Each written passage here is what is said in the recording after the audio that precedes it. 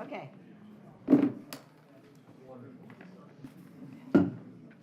It's mine. Is that the governor?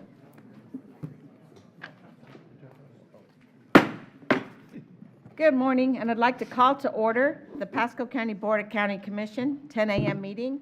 This is the 10:03 meeting of October 25th, 2022. At this time, please silence all your electronic devices and mute your microphones if you're online. So let's rise for the invocation and the pledge. O merciful Creator, your hand is open wide to satisfy the needs of every living creature.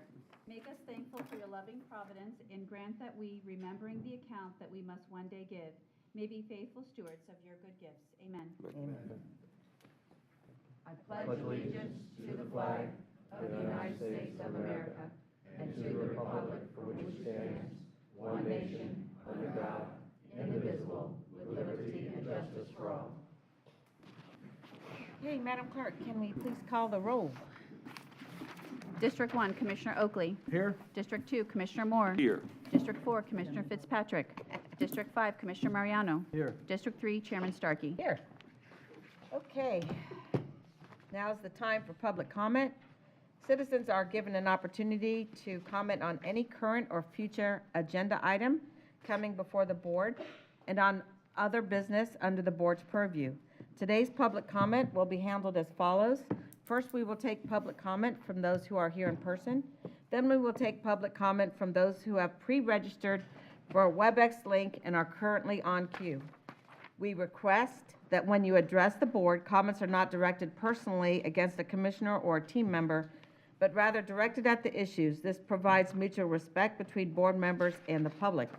After stating your name and address for the clerk, a 3-minute timer will be activated. After 2 minutes, a single beep will indicate you have 1 minute left. When your time is up, 2 beeps will sound, and you should close your comments. WebEx participants will be disconnected automatically when their time is up. And Madam Clerk, do we have people signed up? Yes, we do, Madam Chair. We have Brian Miller, followed by David Crosby, followed by Christy Jo Dockery. Mr. Miller. Good morning. Good morning, thank you. Brian Miller, On Street Media in Florida, in Orlando, I'm sorry. I've met with several of you over the past few years, I guess going back about 3 years. My company provides the sponsorship messaging at the traffic signal control cabinet at the right-of-way. Over the past few years, I believe I've had some widespread support amongst this board as well as staff. However, a few months ago, we ran into a roadblock. In June, I believe, this board changed the land ordinance code, which would prohibit our plans of placing the sponsorship messaging. So I'm here today to request this board of 2 things. If there's still interest, to direct staff to work with us in, 1, changing the land ordinance code. It would be a very simple 1-clause change to that. And 2, direct staff to work with us to proceed to contract. And that's all I've got to say, so thank you. All right, thank you very much. Mr. Crosby. David Crosby? Ooh, that's a famous name. Crosby, Stills, and Nash. Yeah. Yep. Do we have a celebrity here? Is this Mr. Crosby? Okay. And someone will help him with the mic? Eric, we have a hand mic. Okay, we'll get him a hand mic.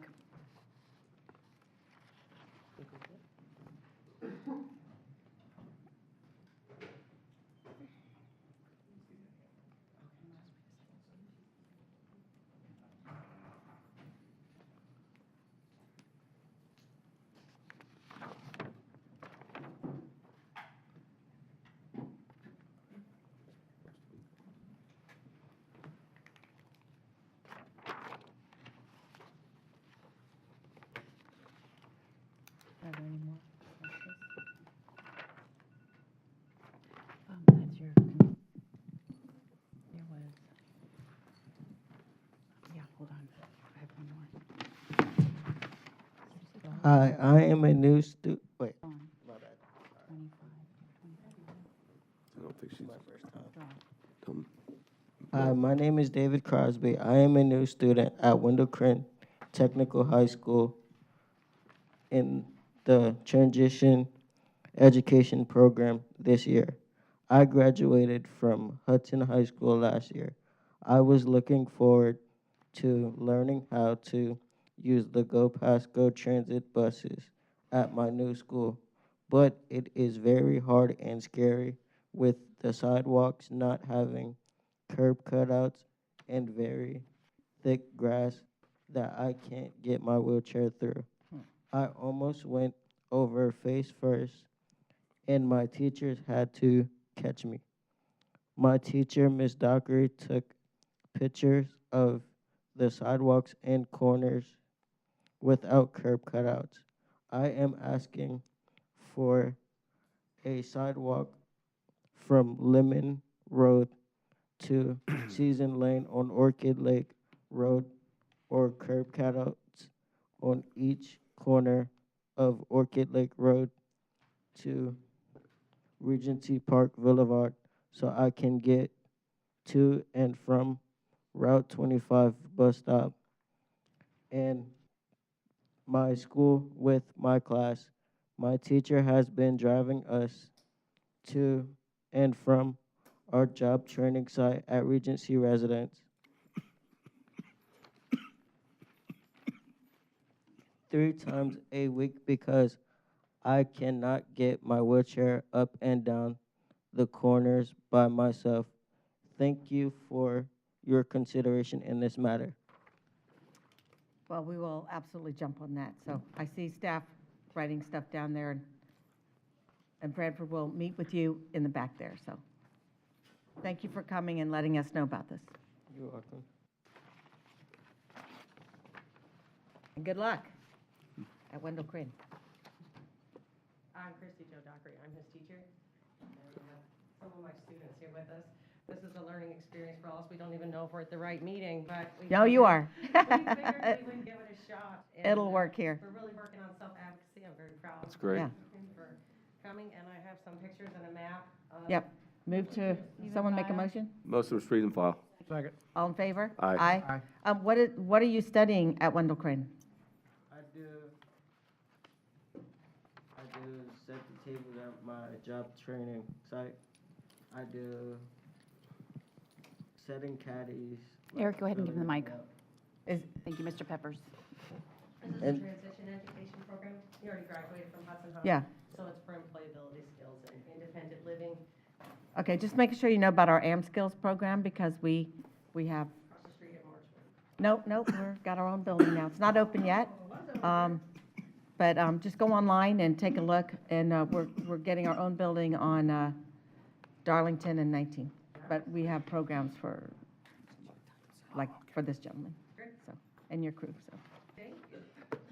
I Okay. also set tables. I clean the tables, wipe them down. Help. I also do. I know this is my first time. I also fill up the sugar caddies. I help fill up the waters. I help. And these are things that are job training sessions Sure. to get employment. Okay, That's why we're, and the bus is important because to get to and from a paid job. yes, absolutely. Thank you. Thank you. Thanks for coming out. Next, we have, Next, we have Christy Joe Dockery, followed, okay, thank you. Richard Bollock, Colin Thompson, Anthony Homer. Richard Bollock. Did I pronounce that correctly? Blaylock. Layla. That's close enough. It's Sorry. Well, first of all, thanks for the opportunity to come and address, and I don't know that I've ever talked to anything in 3 minutes, so my staff would attest to that. But actually, what I want to say is, we stand here today committed, as we did about 5 to 6 years ago, to make the Wiregrass Ranch Sports Campus the most successful asset to Pasco County that it can be through events, through everything that we do, even to the point that my address is 31277 Mango Fay Way in San Antonio, that I have moved my permanent residence to Pasco County. We also have second mortgages on property and everything to make sure that this thing is a total positive asset. The staff that we've assembled not only is able to coach to their sport, but each one of them have extending event capabilities to reach internationally and nationally, to the point that our cheer director has been able to bring in Team USA, Team Barcelona, Team Canada, as well as Team Ecuador. We're also talking to Norway, Finland, and Australia to come back. Our basketball director has ties in North Carolina, West Virginia, to be able to help bring in different events there. Our soccer director with the 18U Barcelona national team. So not only do our staff that we have assembled can handle the local programming, but also assist in the event organization. We also have currently, recently hired a GM, and we know that we take a look at backing up and understanding where our gaps and weaknesses are. And basically, we understand that there's some gaps and weaknesses to be able to communicate with hoteliers, to do a better job, and that type of stuff. And our GM that we just hired has zero sports expertise and all expertise as a former general manager of opening hotels, and be able to better that communication. So again, we stand here today to be able to say that we are committed to make sure that this asset for Pasco County is positive. We also are hoping that and understand that contracts, especially coming out of COVID, always need to be looked at and addressed and changes to be made, and we're willing and hopeful to where we can get to a table to be able to address those with an open mind and ask that, you know, we have the same on both sides of the table. We look forward to being able to address any issues that this commission or body or staff may have to move forward to be able to make the Wiregrass Ranch Pasco County sports campus a positive asset that you guys look for in what we need to do by the investment that you made in that property. Thank you for your time and consideration, and we look forward to moving forward and making this a positive move. Thank you. Thank you very much.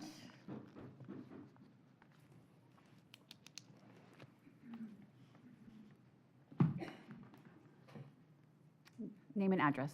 Good morning. Colin Thompson of the law firm Bartlett, Loeb, Hines & Thompson, 100 North Tampa Street, Tampa, Florida, Suite 2050. Thank you. Good morning, Madam Chairwoman, members of the Commission. I represent Rad Sports, who operates the sports campus down here with Mr. Blaylock and Mr. Homer, who will speak next. As Mr. Blaylock just stated to this body, and Mr. Homer will as well, and as they have done over the past 5 years as they've been getting this project up and running, they are committed to this community, committed to the sports ranch at Wiregrass. They are committed to making it the success it has been and continuing to make it a success over the remaining over 18-year term that is left on this on the contract that this body agreed to approximately 5 years ago when they turned over the management and responsibilities of the sports campus to the private enterprise. That is their commitment to make this the premier sports facility in the country. My commitment is to protecting their interests and their assets as well.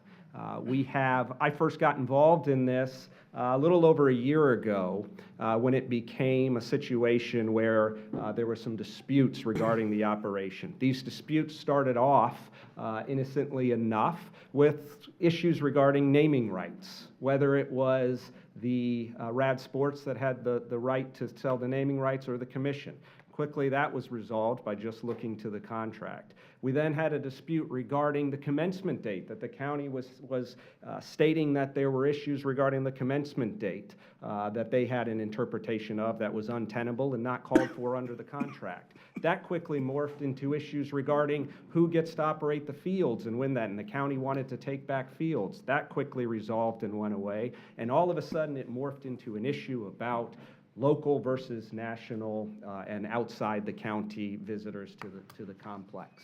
Mr. Blaylock, in response, provided, once we learned about this agenda item, this is on the consent agenda today, 23-3501. No discussion, no nothing, just asking this court to consent, or this body to consent, to issuing what is nothing less than a notice of termination, a 30-day termination of this contract. Now, in response, Mr. Blaylock provided data and facts to show that there is no default. We would like to talk to this body and the staff and make sure that there is no issue as to default. In response to Mr. Blaylock's letter, Mr. Goldstein, Attorney Goldstein, sent back saying, don't worry about this. This is, you get to talk, and we'll talk for 30 days, and you can show us that there is no default. If there is any question whether there is a default, this body should not vote to send the termination letter. Sending the termination letter is the wrong message at this time. It takes away the ability to negotiate. It is a termination letter, and we will be forced into a situation where we have to file and move on to litigation. This body should not approve the termination of the agreement on this consent agenda, but should move it over and should not approve to commit funds for protracted and expensive litigation. Thank you. Anthony Homer, followed by Hugh Townsend, followed by Sani? I'm sorry, I don't know. Go ahead. Well, I'm Anthony Homer. I'm the easy one. So Thank you. Anthony Homer with Rad Sports, 1875 Goldenrod Street, Sarasota, Florida. Thank you. Good morning. Let me tell you, we were pretty shocked and blindsided to find out that this drastic change to our relationship with the County of Pasco was on the consent agenda. We weren't notified of this ahead of time. It's a good thing we did a search of the consent agenda that looks for things that are related to Rad Sports. So, and especially when we ran it by our attorney to find out that this is essentially not a discussion, that it is a termination, asking us to vacate in 30 days because we won't have the opportunity to cure. Having said that, we have a long-term relationship with Pasco County. We've got long relationships with many of you here on the dais. And it's been changing. We've been through a lot. We have a contract that probably could use some modification. We would love to come to the table. We have said that repeatedly in every communication with the county. We're happy to work things out. It has to be mutually beneficial. But like every relationship, if you've been in one long enough, we know what happens when you focus on facts, not feelings. There's two sides to every story. Everybody has facts that supports their side of the story. You know, we've got an 84% success rate with events coming back. They love to come back. They love this place.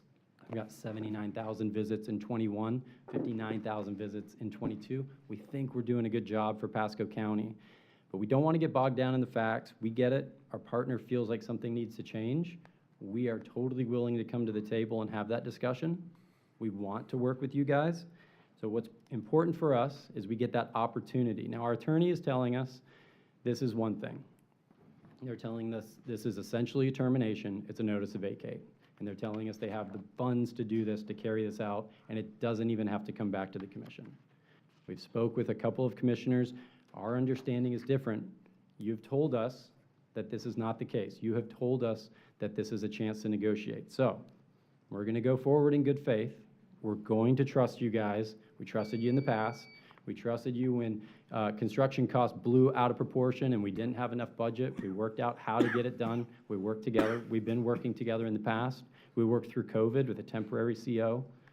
So I think we've proven that we have the ability to work with you all and to be flexible. What we're asking for in return for this trust is the good faith that we aren't being blindsided. It is not indeed a termination, and that we are going to have the opportunity to move forward in good faith. Like any relationship, we want to avoid that divorce. It's going to get expensive and nasty. Nobody wants that.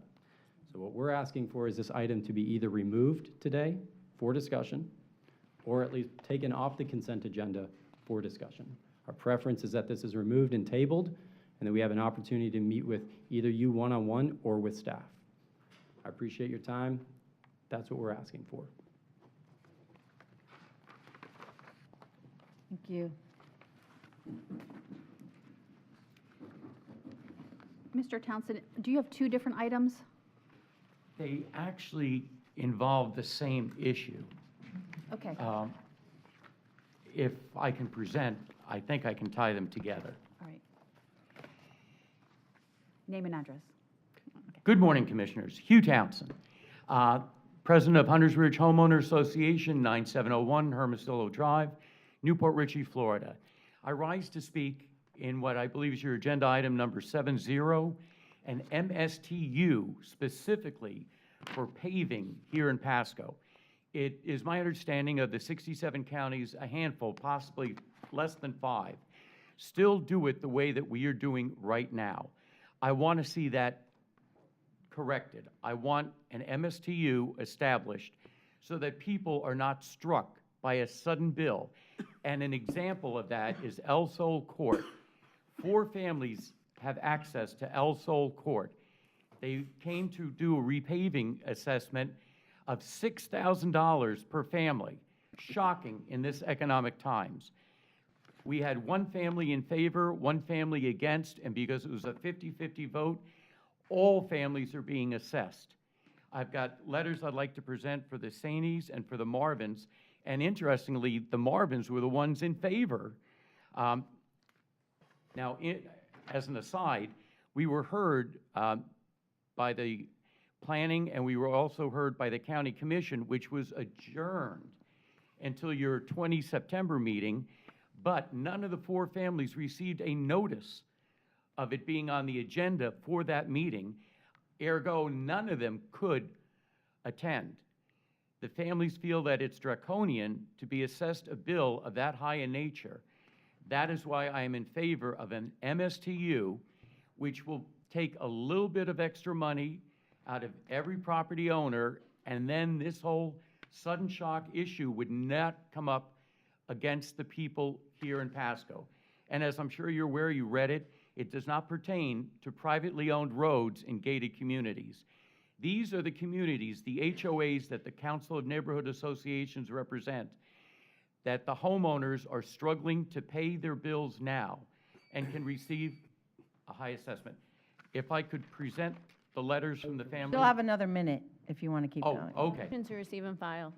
okay, if, Ms. Schmidt is going to grab them. okay, All in Yeah. favor? my apologies, I had spinal surgery and I'm not as mobile as I was. Getting back to the issue, the MSTU is the fairest, most reasonable way in a modern society to maintain the roads. One family in particular that had just moved down from New York didn't even have a clue that you could be assessed for a paving repair or new paving, because coming from the Northeast, those were all rolled into our taxes. The MSTU, like we pay for a street light, like we pay for a tipping fee, is a reasonable way for the county to maintain the roads, especially with all the new population that is coming in to this area. So again, I am in favor of the MSTU. Thank you very much. And I Thank did you. speak with Hugh about this week. And I haven't had time to research what happened on that. But we voted to approve that last time. I just need to check with Ainsley if, you know, I know, I'm just telling you Would that they be I'm going to look included in into this it. new MSTU, or would we There's a see the hearing this family still afternoon. assessed? There's a public hearing this afternoon Yeah, on this item. But I appreciate your support for that. Okay. And I'll get back to you on the other. Thank Ainsley will be here this afternoon. I don't think he's here this morning. Okay, next. Sam, I think it's Sani, S-A-I-N-I, Sani. Oh, okay, so you were here with Mr. Townsend on the same subject? He left. Okay. Pastor Troy Peterson.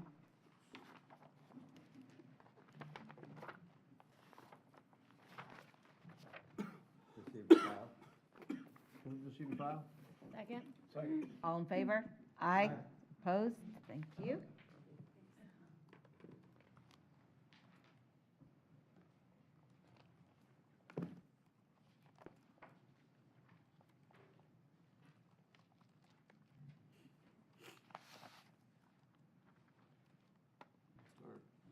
Pastor Troy Peterson, 8114 Leo Kidd Road, Newport Richey, Florida. Once again, I'm here. I would like to make a motion to appoint Somebody Cares pastors to lead in the invocation. To think that we've been entrusted to lead in the invocation, to do the National Day of Prayer right outside this building for 20 years is quite an honor. I believe we can handle the commissioners' meeting as well. I was praying this morning and with Pastor Leonard and Pastor Jerry, and the Lord gave me a scripture out of Psalms 19, starting in verse 7. The law of the Lord is the perfect covering of the soul. The testimony of the Lord is sure, making wise the simple. The statutes of the Lord are right, rejoicing the heart. The commandment of the Lord is pure, enlightening the eyes. The fear of the Lord is clean, enduring forever. The judgments of the Lord are true, and the righteous altogether. And in Psalms 1, blessed is the man who walks not in the counsel of the ungodly, nor stands in the path of sinners, nor sits in the seat of scornful, but his delight is in the law of the Lord. And in the law of the Lord he meditates on it day and night. He shall be made like a true tree planted in the rivers of water that brings forth fruit in its season, whose leaves also shall not wither, and whatever he does shall prosper. The ungodly are not so, but are like a chaff which the wind drives away. And so what we've noticed since we've been coming into the city of Port Richey for years, encouraging them to pray in Jesus' name. What happened is they denied that for a season, and then all of a sudden, the mayor goes to jail, the vice mayor is gone, the city manager is gone. We got a whole new everything in the city of Port Richey. Now they're allowing us to come in and pray in Jesus' name, okay, because what we're asking is not that anybody come in and pray in the invocation, but that we lead it. And because they're allowing us to do this in Port Richey, now we have 5 events a year that's sponsored with the church and the city of Port Richey. The next one being the Fall Festival, October 29th.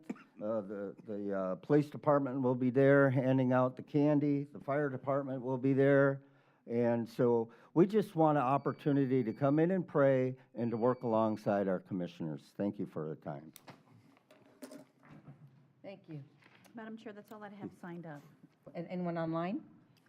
There was one person signed up, but they are not logged in. Is there anyone else here who wishes to speak to the Board of County Commissioners this morning? Come on up to the mic. Name and address for the record, please. Hey, Madam Chair, can I just say something real quick? Sure. And I appreciate Pastor Troy, you come every time. I think one thing we need to remember, because we usually don't respond, is that you mentioned about, coming here and leading the National Day of Prayer on this side of the county, which is greatly appreciated. And I, myself, and Commissioner Oakley always participate on the one on the west side. But we also have, east side, sorry. I don't know where I am today. But we also have 20 churches that participate in that over there too. So I mean, to pick and choose on how we have members here that practice Judaism as well. So I mean, to pick and choose, out of the 30 or 40 churches that participate in a number of events here, I think it's just tough. I mean, that's just me. I mean, it's just to pick one group, which I appreciate it. But you're allowed, as always, and we say this, you're allowed to come up here and pray for us and pray for obviously the constituents and the members in the audience anytime you want. You're very welcome to do that, and we appreciate that. But I think just for us to pick one church when we have so many churches that participate and are involved with the county, it's going down a slippery slope. That's just my opinion. Yes, and name and address for the record, please. Hi, my name is Maria Thomas, and I live at 5142 La Plata Drive. And I'm here on the same subject that Mr. Hugh Townsend presented about the repaving of El Sol Court.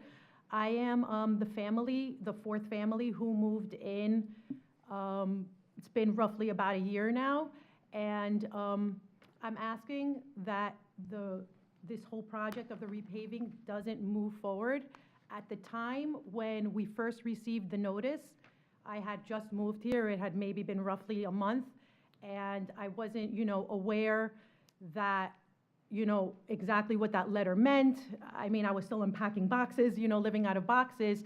Very different here, than where I came from in New York. And I wasn't aware that moving forward, if this was passed, how much, monetarily this would cost, and that if you aren't able to pay it, then things happen, like a lien could be placed on your house, because I'm not in a financial position right now where I am able to pay that.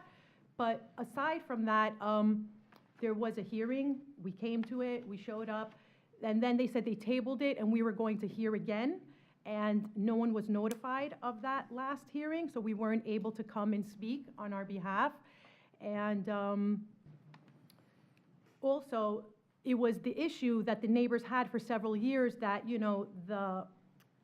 the El Sol Court had many potholes, but since then, the potholes had been repaired. So the street is now fine, so there's really no reason to repave it and for these 4 families to be put in this situation. So I'm just kindly asking the court if they could please reconsider moving forward with the repaving of El Sol Court. So that's already passed, but I'm going to come meet with you and explain to you how, after this afternoon, how I think things will move forward, and I think you'll be okay. But I'll come meet with all of you. All right, thank you, I appreciate your Thank time. you very much. Thank you. Okay, anyone else? Okay, we will now end the public comment and move on to the consent agenda. God, I always forget. No, we changed it, that's why. I have that memorized. Okay, so we have a resolution, RS1. Okay. Let's see. Is anyone here for public health systems, friendly public health systems? And, A lot of I trust, okay. Wonderful. I'll go ahead and read the resolution. Resolution number 23-007, a resolution by the Board of County Commissioners of Pasco County, Florida, recognizing the designation of Pasco County as an age-friendly public health system by Trust for America's Health. Whereas Pasco County Government Senior Services, the Area Agency on Aging of Pasco and Pinellas, and the Florida Department of Health in Pasco County, DOH Pasco, launched a partnership in 2021 to help Pasco County become an age-friendly public health system through the Trust for America's Health Age-Friendly Initiative. And whereas the Florida Department of Health in Pasco County had to demonstrate several of 5 key potential roles for public health, including connecting and convening public sectors and professions that provide the support services and infrastructure for healthy aging, coordinating existing supports and services to avoid duplication, identify gaps, and increase access to services, collecting data to assess community health status and aging population needs, conducting, communicating, and disseminating research and best practices, and complementing existing supports and services. And whereas the benefits of joining the Trust for America's Health Age-Friendly Public Health Systems include gaining access to information about how to best help aging communities, public recognition for participating communities, and building partnerships within communities of older adults.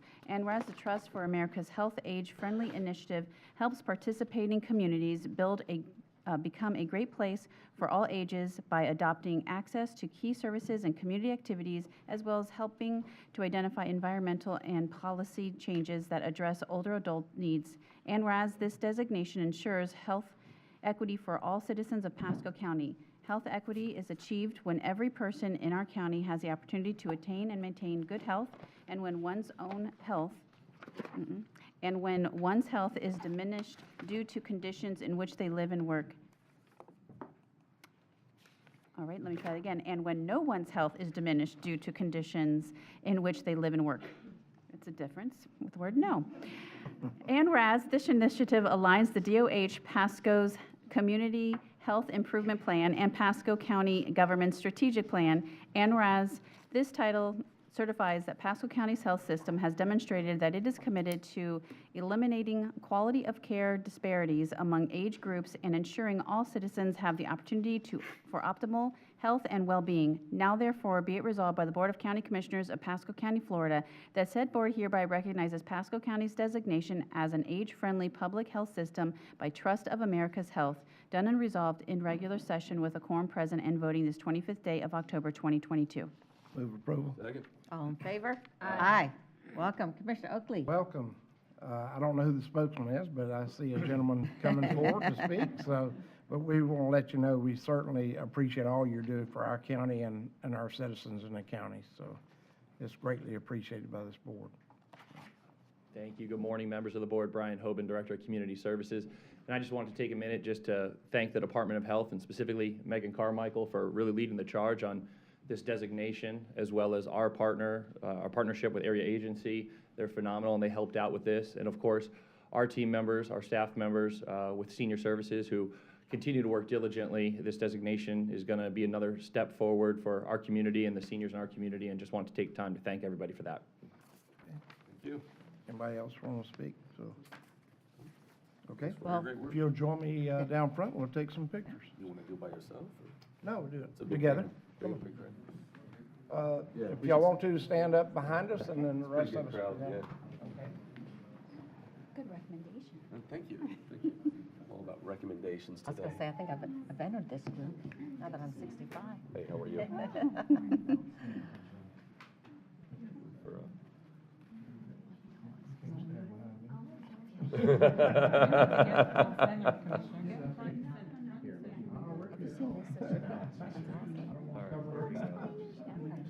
All right, folks. 1, 2, 3. Perfect. Thank you. Do you have another one? She said they go to Orange Theory 5 days a week. Yeah, they're doing good. Like the roosters aren't even To work out? Unbelievable. She wakes Well, up at 4 o'clock in the morning. she looks good. Dedicated. Yeah. Dedicated. She's running a half marathon. She's awesome. Yeah. Okay. Are we, We've got a couple of resolutions. Oakley has 2? Yeah. Oh, no, that's Res 1. Okay. Res 2, more. All right, yes. So, resolution number 2 is recognizing the outstanding and invaluable disaster relief assistance provided by Andrew Fossa, Abraham Phillipson. So if you could come up to the podium. Krista Jones, Jessica Milford, Danielle Lang.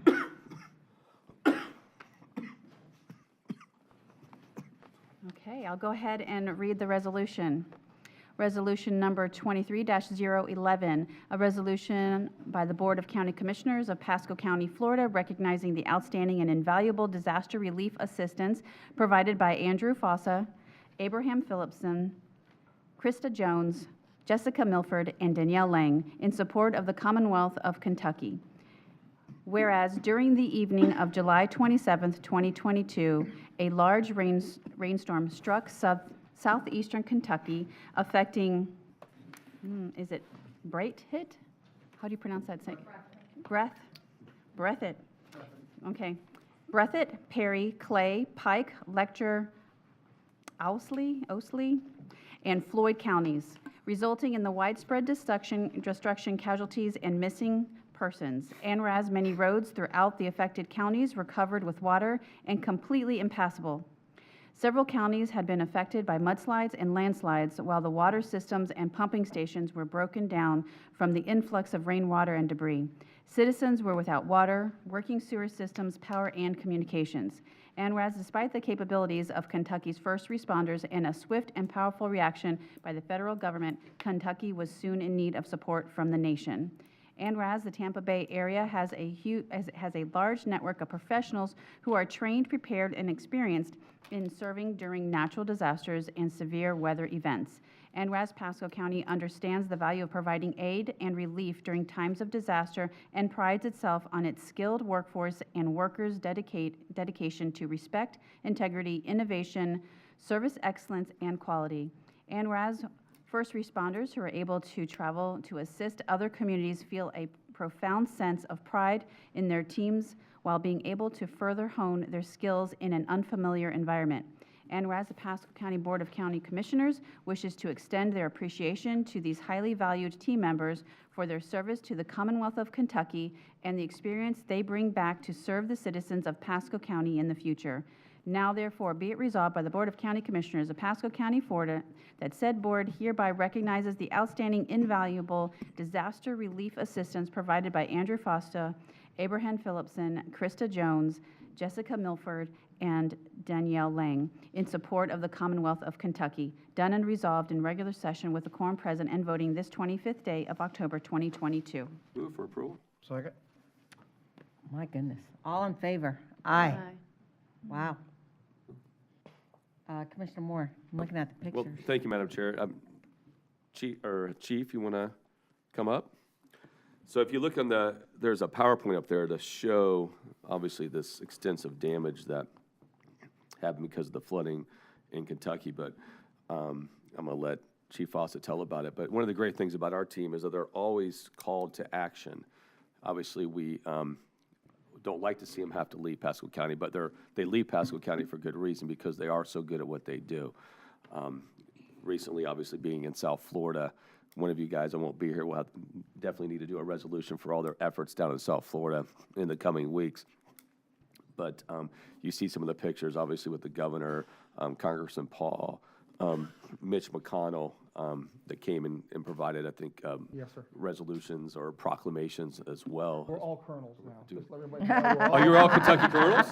Are you a Kentucky colonel? Yes, That's a big deal. My uncle was a Kentucky colonel, which is pretty cool. You're a Kentucky colonel? Yeah. This guy, he looks like Colonel Sanders. the a little bit.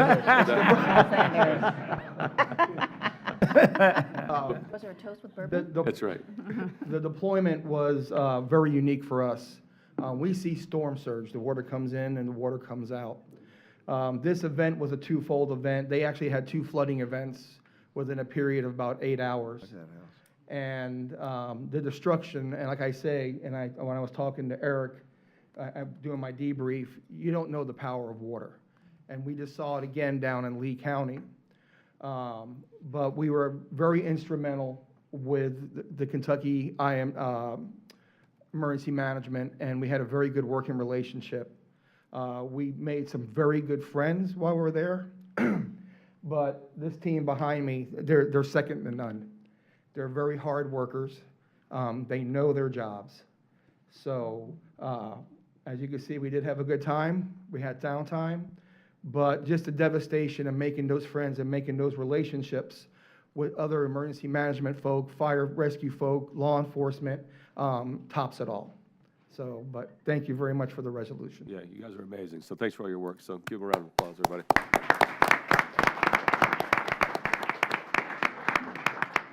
How long were you guys there? We were there 2 weeks. Wow. Madam Chair? We certainly appreciate all that y'all have Absolutely. done. So Thank you for I know the representing. people where you went appreciate y'all being there. Yes, too. sir. We're So, friends now. We're Great actually stuff. Facebook friends and Right. talking friends, and we still share information back and forth. Yeah, So. very good job. Thanks. Commissioner Mariano. Thank you, Madam Chair. Andy, thank you, team, thank you very much for going down there. It's great to get the experience, as Kevin Guthrie said, much better learning the experience there than here. So when it does come here, you're better trained as well. And I'll tell you, from a few years ago with Mexico Beach getting hit, the support they got from Pasco County was greatly appreciated every step of the way, and they've mentioned it several times at consortium meetings. One thing I was just looking at, I was down at Fort Myers when the Rotaries District all went down there, dropping off food, and went to see our first responders down at the gymnasium. Our people had to sleep, they had some locker rooms that they were able to use, but then the rest of the time they're under the bleachers. And I found that very disturbing. So it's very difficult, especially when we were in Lee County for 3 weeks. Mhm. And the sleeping arrangements, you're basic going primitive. You're living a lifestyle like sleeping in a campground in tents. The hotels, no power, no water. So we were in Western shelters. We were sleeping in the EOC. Some of us got better sleeping arrangements later on. We actually Lee County actually secured a Best Western hotel and blocked out all the rooms, so first responders and contractors that were working the storm were actually able to stay there. But a majority of the folks that were down there from other agencies, whether it be in-state or out-of-state, were sleeping on cots or sleeping bags on the ground. Some were sleeping at parks. I met a group of folks on Pine Island that were sleeping in hammocks. They were tying their hammocks to trees, and they were sleeping outside at night. There was just no room. No place to sleep. There's no place to put anybody. Between the displaced citizens trying to find places, the first responders trying to find places, FEMA coming in, contractors coming in, it got very overwhelmed very quickly. You know, it was a few years ago, my daughter was working with DEM, and they had all the emergency people coming forward to recognize them, to thank them, et cetera. And I thought it was real good they did that.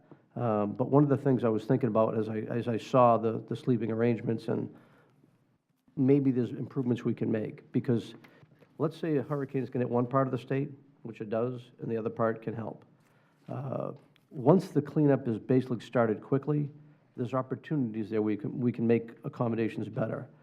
I'd like to get with you, get with Kevin, get a group together to kind of find out what can we do regionally, what can do we statewide to make, when you guys are going down there, to have better accommodations to go forward. When I, like I said, when I see the guys, I mean, they're out there intense in Fort Myers Beach with piles of sand up all and around them. They're driving down, going through, and then when the rains come down, they're undercover. They get wet, they're like stuck again. So I think there's some efficiencies and things we can do statewide that could be a lot better, but with what you've seen, and our team does a phenomenal job with it. So there is ways. My Region 4-6 team that I have, and then my basic EOC, we have been trying to get assets from the state. It is sometimes difficult. They do have assets that they can give to us to keep, that we can use for deployments and stuff like that. It's just a matter of, number one, finding a place to store it. Number two, having something to haul it.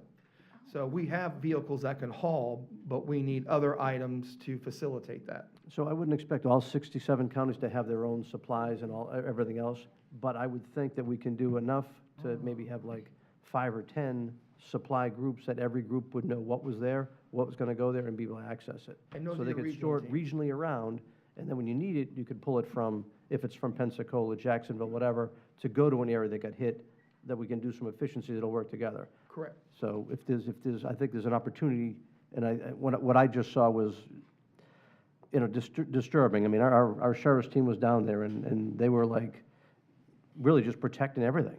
Mm-hmm. And they're out in canopies that when the rain comes down, if they're out, they're getting wet, and Yes, it's sir. tough to get dry, and it's not good for them to be in that situation.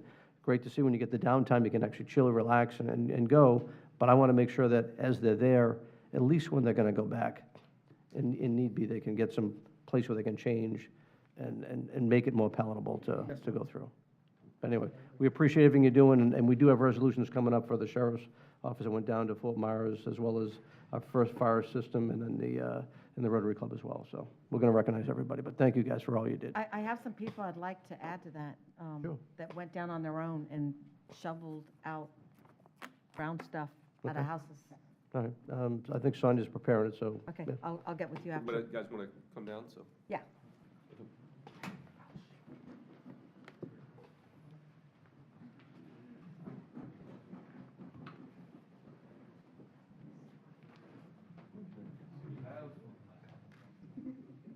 Framed, and I have extras as well. So, I'm going to scoot in so we can hold this up with Chief here, and then. Yeah. Good to see you. Good to see you. Thanks for doing that. Oh, thank you. This one up, and I'll give you that last one. Everybody in? All right, everybody look at Ryan first, and then I'll take it after him. All right, folks, right here. Thank you. One more. Perfect, thank you. Are they really perfect? You're doing a good job. That's why we do the two.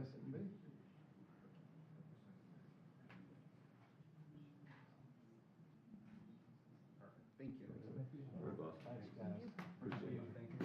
Thank you. Here, take this other one too. Which one of y'all have the camera? Which one have the camera here?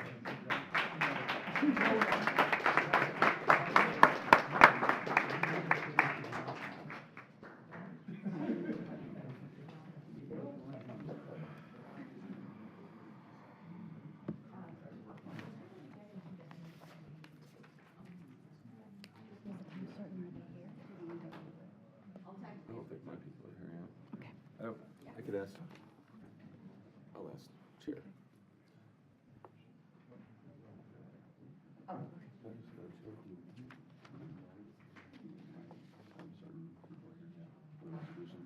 To see if they're here. It's the folks from Able Trust. All right. They're probably not, but- The record needs to reflect that Commissioner Fitzpatrick is here. Okay, thank you. Yeah, sorry. Probably She's been not, here but- for a while, so I'm sorry we didn't do that when she came in. Are the, are the folks here for the Able Trust? Is everyone here? It's 11:30, Andy? time certain. It's, no, it's, we just wanted to see if they're here. Yeah, for if some they were reason. here, we would just go ahead Yeah. and, Okay, no, we'll wait. Thank you. okay, and then we have an 11 o'clock time certain. Are those, okay. All right, so RS3 is the 11:30, RS4 It's yours. is mine, Manufacturing Day. Right, well, it's manufacturing month. Manufacturing And Month, day. yeah. If you're here for manufacturing month, please step up to the podium. Thank you. I will go ahead and read the resolution. Resolution number 23-009, a resolution by the Board of County Commissioners of Pasco County, Florida, declaring the month of October as Manufacturing Month and October 7th, 2022 as Manufacturing Day in Pasco County. Whereas October is nationally recognized as Manufacturing Month and National Manufacturing Day is observed annually on the first Friday of October. Throughout the month, especially on National Manufacturing Day, manufacturers typically open their doors to give local middle and high school students a behind-the-scenes look into what happens within manufacturing facilities to help address common misconceptions. And whereas during National Manufacturing Month and National Manufacturing Day, we commit to strengthening and supporting the manufacturers and hardworking manufacturing employees of today, as well as the manufacturers and workers of the future. And whereas each year, hundreds of thousands of people observe this day by attending open houses, public tours, and career workshops. As we mark 10 years since the first National Manufacturing Day, we must inspire the next generation of workers and innovators to seek careers in manufacturing. And whereas Florida encourages businesses to grow and create meaningful jobs by prioritizing policies that promote economic growth, including lowering taxes, eliminating unnecessary regulations, and investing in education and the environment. And whereas Florida is taking steps to diversify its economy and strengthen its workforce by establishing a plan to invest in skills-based education to make Florida #1 in workforce education by 2030, so that companies can continue to draw from an outstanding pool of talent in the Sunshine State.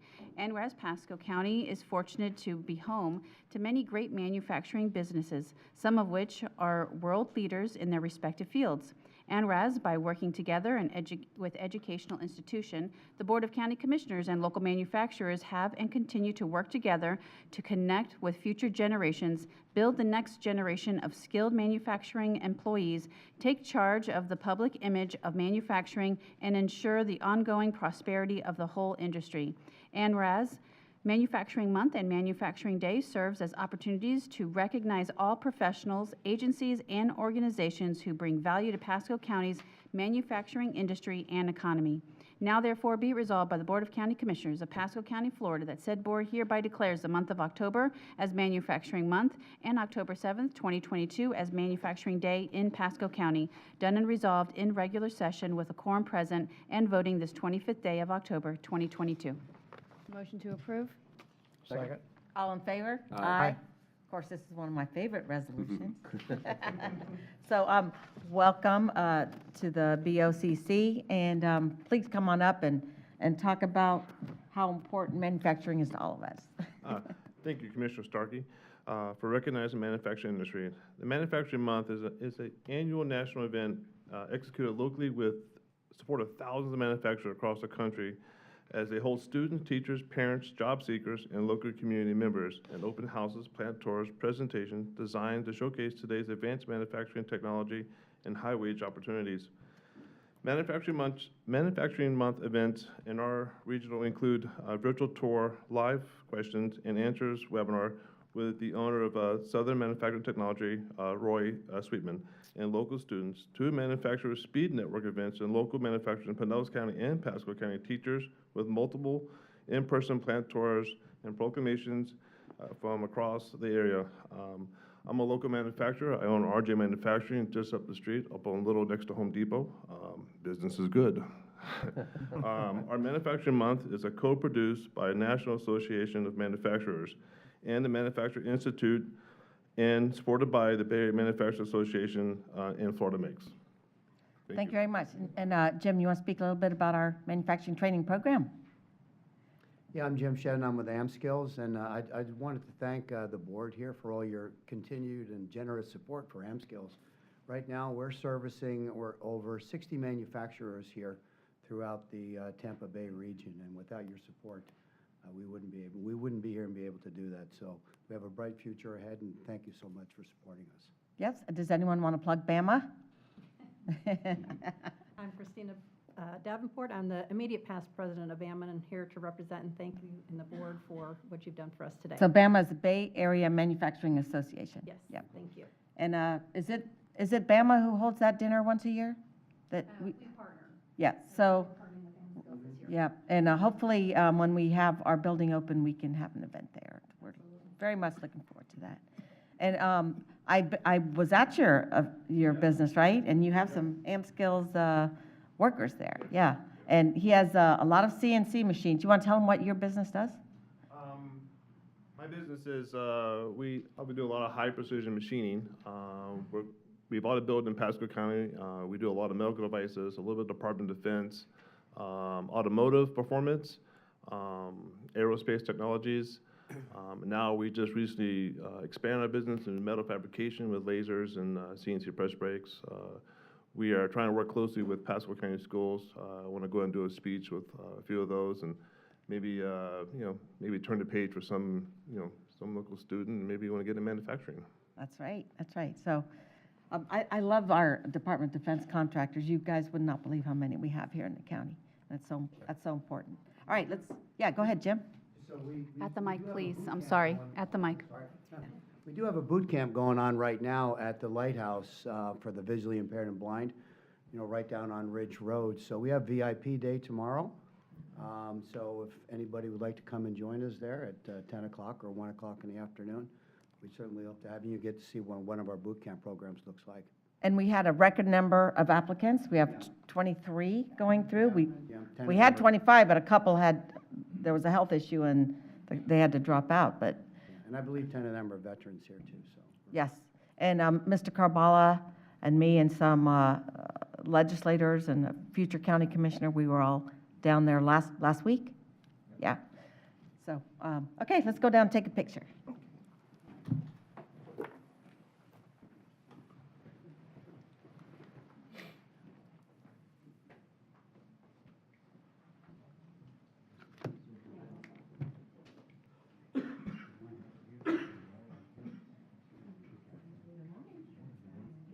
Oh, wait, those are mine. Let's see here.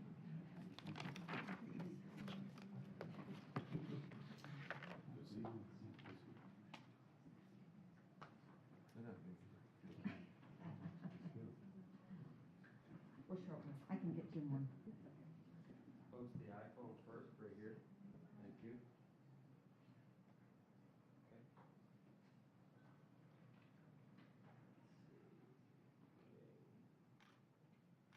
One more.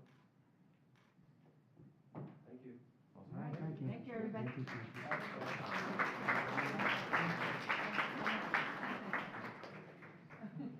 for doing the manufacturing, Pasco. Thank you.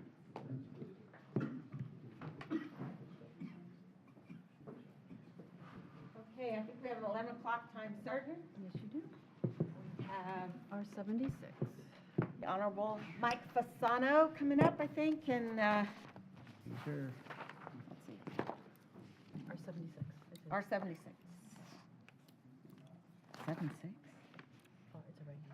Oh, it's a regular item, okay. Good morning. Good morning. Good morning, Madam Chair. Good morning, Commissioners. I won't take but a few minutes. Normally, when you see the tax collector, it's because I want to get money from you. Today, I'm going to give you a little money. You know, each year that our staff works so diligently to provide such excellent service to not only people in Pasco, but throughout the state. They come from all over the state to visit our offices to get services without having to require an appointment. Normally, I'm able to give you some dollars back each year. We had budgeted to give you back $2.1 million this year. I'm happy to report I'm going to present you a check with $3.5 million. But there's but. I know. Uh-oh. He needs it back. I need 250,000 of that to go to the sheriff. So he's building a training center. He's agreed to put a little training center in that building for us. And I'd like to ask if you would consider, I'm sure you'll get with your county administrator and staff of how that goes about, but of the $3.5 million, if $250,000 would go to the sheriff for the purpose of building us part of his training center. Inside there will be a nice 500 square foot room for our training center for our new employees and present employees. I'll make a motion. Second. All right. I saw Kabbalah shake his head yes. That's a good sign. All in favor? Aye. Opposed? Okay. Thank Thank you very much, and thank you And for, who wants the check? I'll take it. I'll take it. I think you better give it to the clerk. Yeah. I'll take it. Okay, I'll take it. Thanks so much trouble. for all you do. Okay, do you want to check again, Mike, if your folks are here for your 11:30 time certain? I don't think so. So we'll Okay, just able keep to moving, but thank you. Okay, so I think then we are We have RS5. RS5. Commissioner Mariano. Yeah. We have individuals receiving the rank, who've received the rank of Eagle Scout. If you could come up to the podium. Nicholas Kersey, sorry. Jeffrey, is it Fonin? Oh, yay, that's good, Fonin. And Andrew Kelly. All right, I'll go ahead and read the resolution. A resolution number 23-010. A resolution by the Board of County Commissioners of Pasco County, Florida, congratulating Nicholas Kersey, Jeffrey Fonin, and Andrew Kelly on achieving the rank of Eagle Scout. Whereas Nicholas Kersey, the son of Todd Kersey and Stacy Kersey, is 15 years old and a sophomore at Hudson High School. Jeffrey Fonin is the son of Tim Fonin, and Kim Fonin is 14 years old and a freshman at Mitchell High School. And Andrew Kelly, the son of Joe Kelly and Amy Kelly, is 15 years old and a sophomore at Wendell Corinne Technical High School. And whereas in 2016, Nicholas joined Scouting, at which time he joined Cub Scout Pack 40 in Hudson, Florida, and later became a Boy Scout in 2018 after being awarded his Arrow of Light. And in 2014, Jeffrey joined Scouting, at which time he joined Cub Scout Pack 40 in Hudson, Florida, and later became a Boy Scout in 2019 after being awarded his Arrow of Light. And in 2013, Andrew joined Scouting, at which time he joined Cub Scout Pack 40 in Hudson, Florida, and later became a Boy Scout in 2018 after being awarded his Arrow of Light. And whereas on August 31st, 2022, Nicholas and Jeffrey attained their Eagle Scout rank, and on July 13th, 2022, Andrew Kelly attained his Eagle Scout rank. And whereas achieving the rank of Eagle Scout is of a special significance, not only in scouting, but also in higher education, business and industry, and community service. The award is a performance-based achievement and with standards that have been maintained over the years. And whereas to earn the rank of Eagle Scout, the highest advancement rank in scouting, a Boy Scout must fulfill requirements in the areas of leadership, service, and outdoor skills. And whereas Nicholas, Jeffrey, and Andrew have all held the positions of patrol leader, assistant senior patrol leader, and senior patrol leader. And whereas Nicholas has earned 40 merit badges, Jeffrey has earned 39 merit badges, and Andrew has earned 27 merit badges, 21 of which are required to achieve the rank of Eagle Scout. These badges include citizenship in the nation, archery, communications, personal management, environmental sciences, citizenship in the community, sustainability, personal fitness, camping, swimming, finger painting, first aid, orienteering, rifle shooting, Indian lore, life-saving, family life, game design, welding, and more. And whereas Nicholas, Jeffrey, and Andrew have participated in numerous community service projects with their Troop 40, including roadside cleanup, and have assisted with other Eagle Scout projects. And whereas for his Eagle Scout project, Nicholas chose to design and lead the construction of a primitive campsite at Cruise Lake Park, along one of the many trails in the park, which took 60 hours to complete.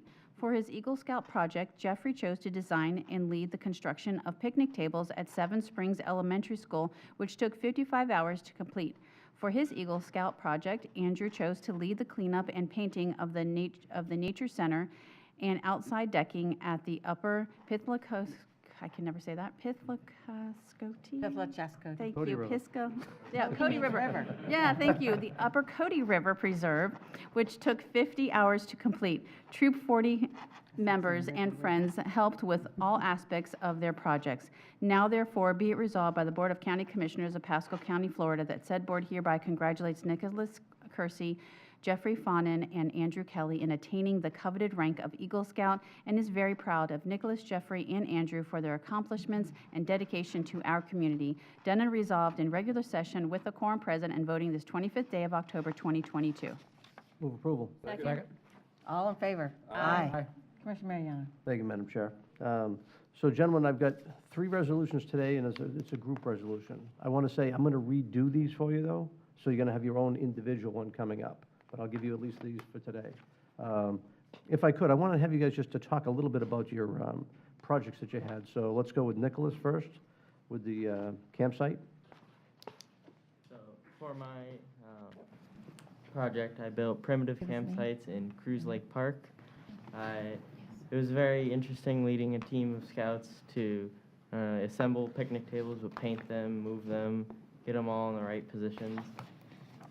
Really cool. Thank you very much. Could you state? Yeah, we need your name and address for the record. And you can lower that mic.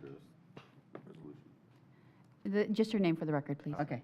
My name is Nicholas Kersey. Okay. Thank you. Thank you. All right, and Jeffrey? And give your name first, Jeffrey. Full name. My name's Jeffrey Fawnin. Okay. My project, I built picnic tables for elementary school. It was kind of weird trying to get everyone to work together for one goal, but over time they all worked as a team and it went well. So. Excellent. That's great. All right. And Andrew? My name is Andrew Kelly. My project was to repaint the Nature Center at Upper Cody River Preserve. We overcame some obstacles with not enough paint, but however, the project did end up, it looked great, and I'm glad for the county's support on that project. Thank you. Fantastic. Hey, and I have a brother and a nephew who are Eagle Scouts, so I know how much work goes into this. I tell you, and I greatly appreciate it. It's been a while since we've given one, so Yeah. I'm delighted to give 3 in one day. That's phenomenal. What I'd like to do with you 3 gentlemen, and maybe your troop, is let's go out to Sunwest Park. At a second lake we have out that we've already developed, there's an area we're going to do like a primitive type of a campsite thing we're talking about. Picnic tables is appropriate. I'm sure there'll be some painting, and you guys can give us maybe some input as far as what we're thinking about doing and get your insight to what you think would be good, because I think all in all it would be a great place for the scouts to actually be able to go out there and spend a weekend out there and kind of enjoy it in the nature that's right there. So if you guys would endeavor that with me, I'd appreciate that, and we'll take a look. Sound good? So we got the families here, right? Okay. So let's do a picture. If you guys would, let's stay up here. I'm going to do a picture with the 3 down below with the 3 of them, and then we'll bring the families in. We'll do one by one with that. That sound all right?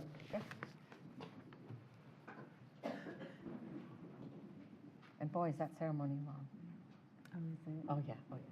That's a very long ceremony. I remember my twins falling asleep, taking a nap, and waking up. And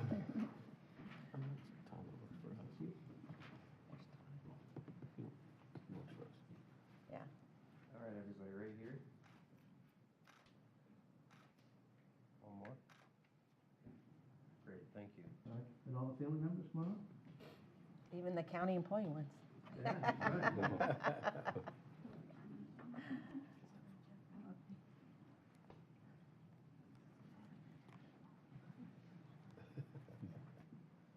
Okay, everybody, right here. 1, 2, one more. Great, thank you. Okay, if we could, now I want to do each individual gentleman with their family too. We'll start right here. Let's go in the center just a little bit. I was often working. Come this way. All right, right here, folks. Thank you. Great.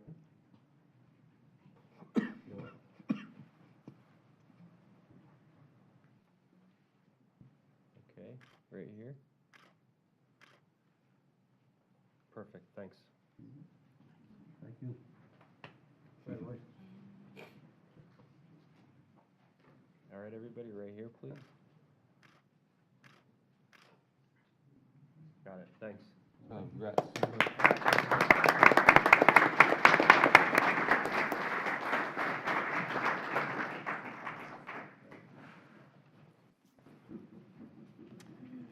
Okay, I think we are on to the consent agenda.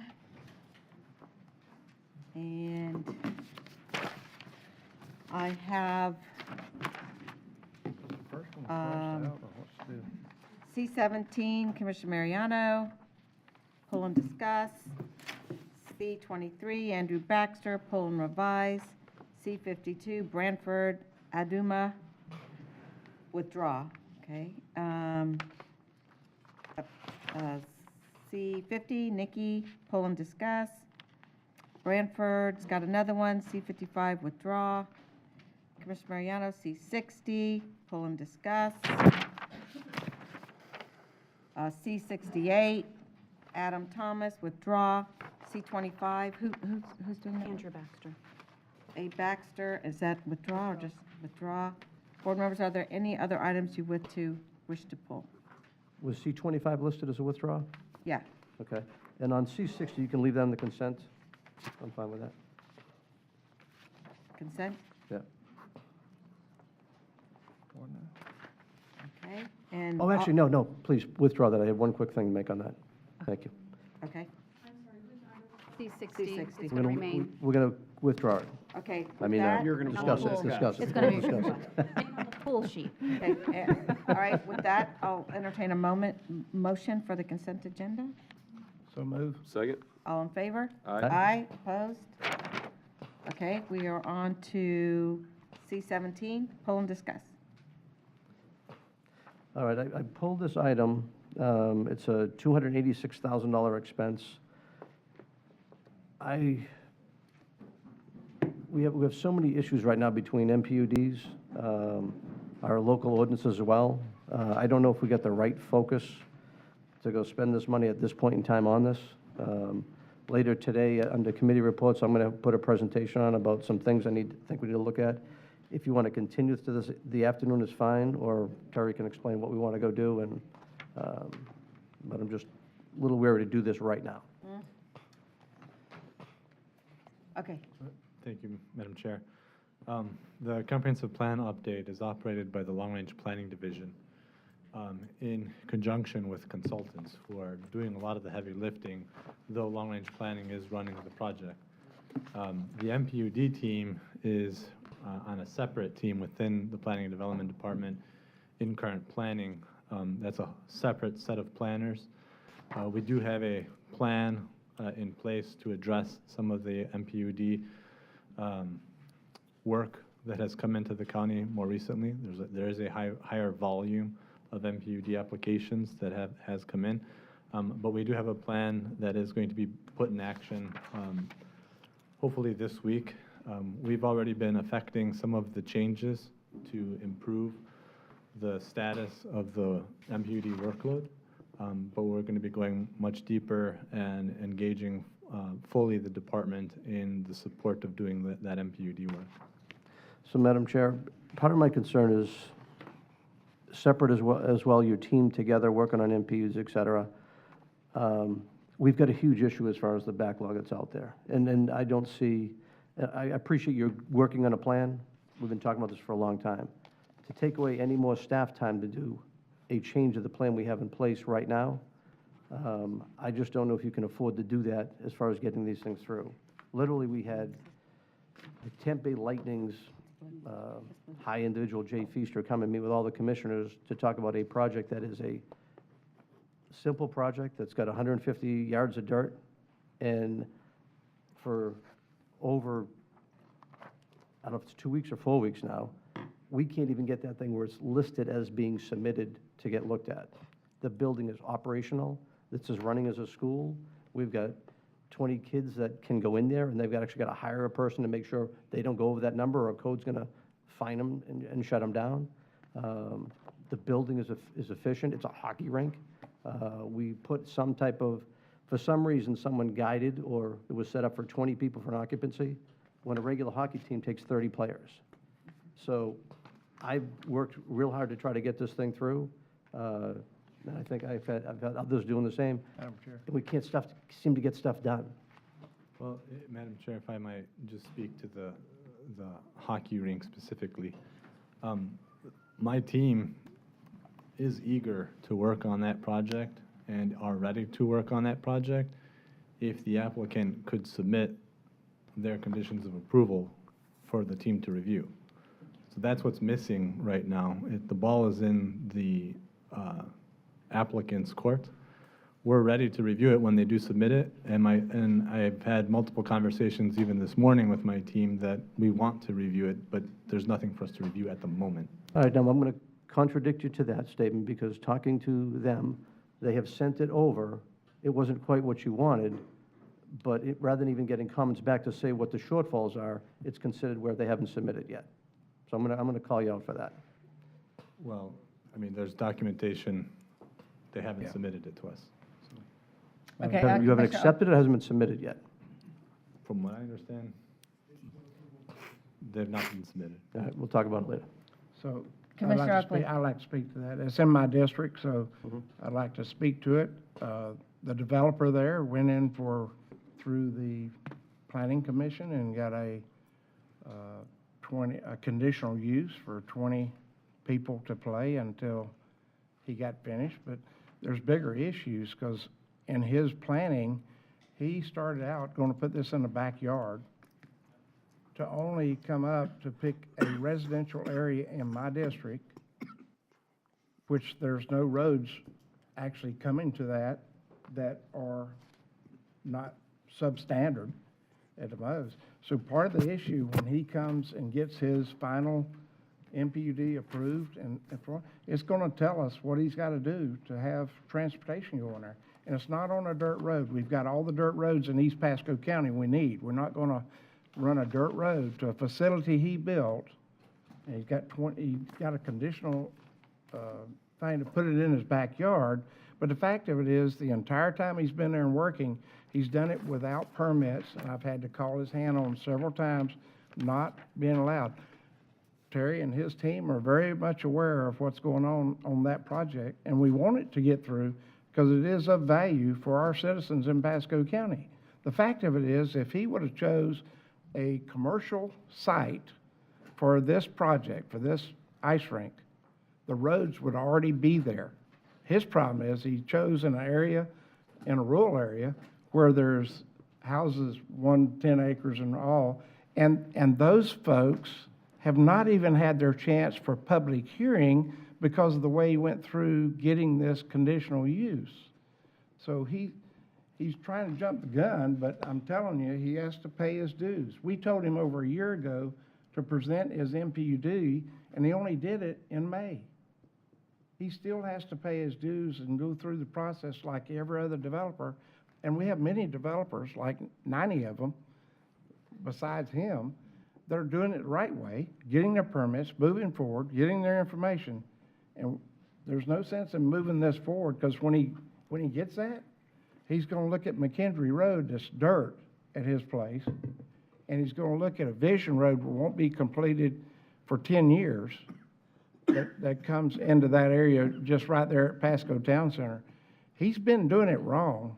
The fact of it is, when he finally gets all his information together and presents this, then this roadway, he's gonna have to build.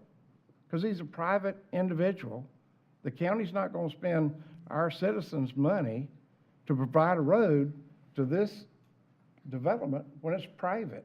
And I think it's gonna be a Christian school, which normally I think Christian schools, if it's 501c3, would not pay any ad valorem taxes to benefit the citizens at all. Now, it's a good facility, and people want to use it. I met with Lightning and other people that want to use this project, but it's got to be done right, and it's got to be done right because if you're going to approve this one to go move it through real quickly, well, that's great, but I want those other 90 people that have been doing it the right way and waiting their turns to be approved at the same time.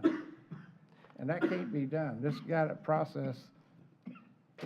To begin with, it takes too long, and we've had so many MPUDs coming through the county, and Terry's team and all, they're doing the best they can, but they're overloaded with work on that.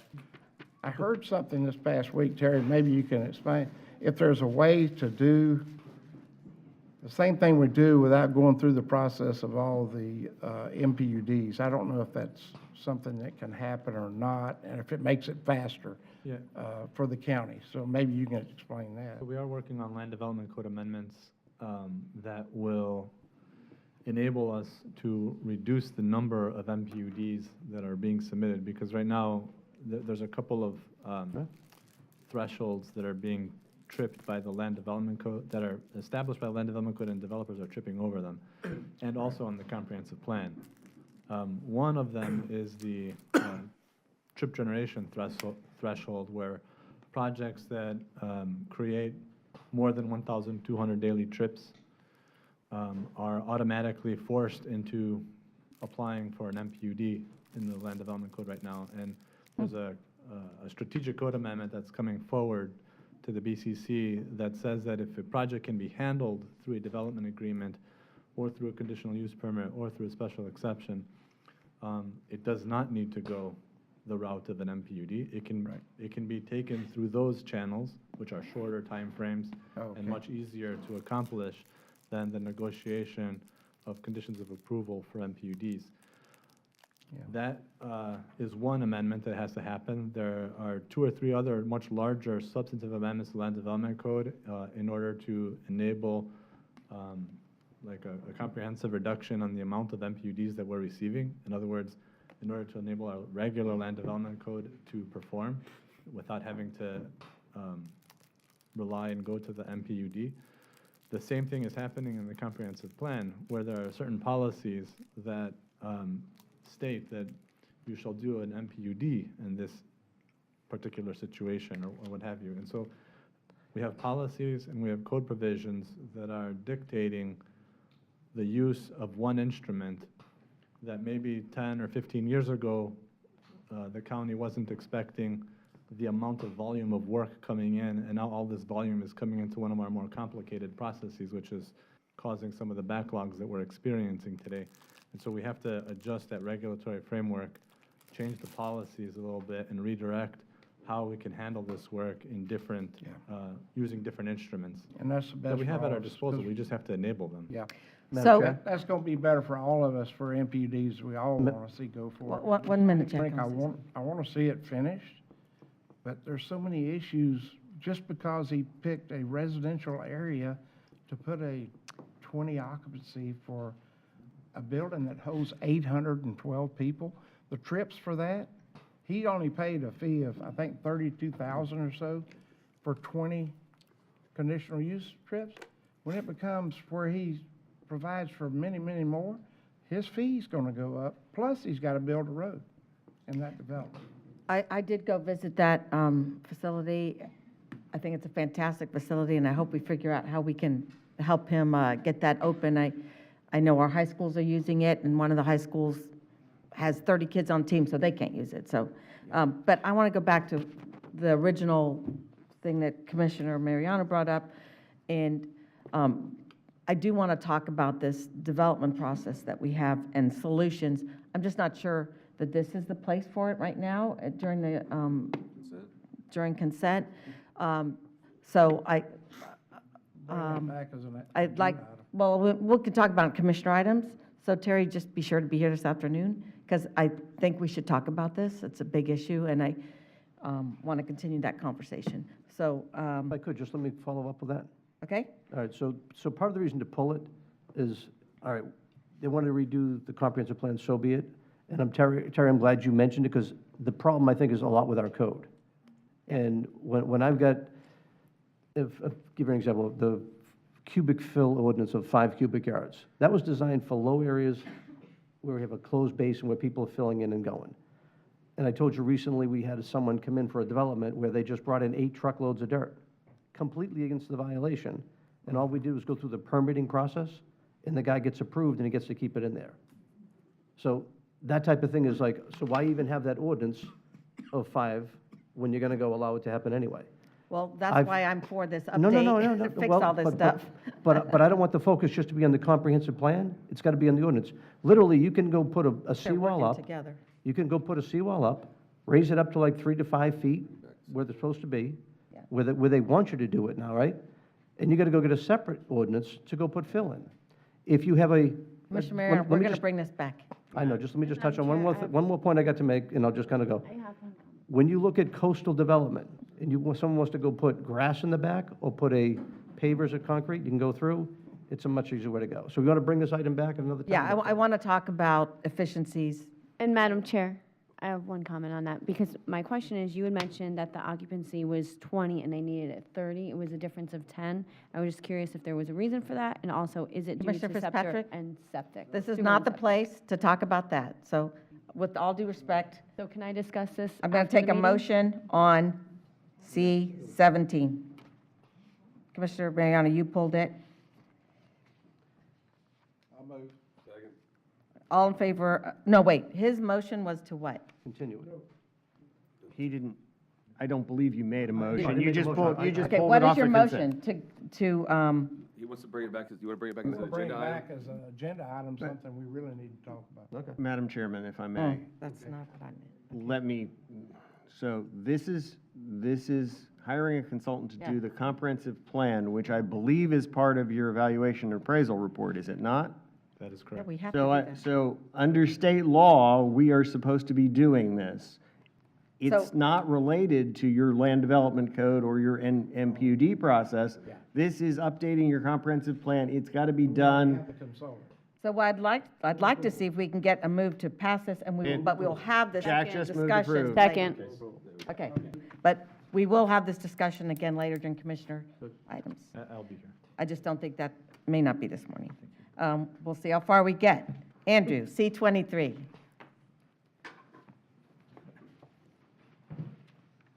Good morning, Madam Chairman, members of the board. Andrew Baxter, Facilities Management Director. Item C23 has 3 corrections that need to be applied to it. We have distributed those. One is related to the alphanumeric way that the compensation was worded in one section. And then the 2 others are basically related to the distribution of the agenda item. And so with those corrections, we recommend approval still. So moved. Second. All in favor? Aye. Opposed? Thank you, Andrew. C52 is a withdraw. C50, pull and discuss. Nikki Alvarez Souls. Madam Chair, I just would like, if, when this item is approved, to be approved pending clerk approval. We didn't receive the document until this morning. Move approval, pending clerk approval. Second.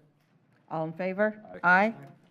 C55 is a withdrawal, and Commissioner Mariano, we kept C60, no, you did want to pull it. Okay, Yeah, no, I want to pull it. yeah, so go ahead, So a Commissioner. quick thing, if you look at the location map that's on it, the line for the Hammock Creek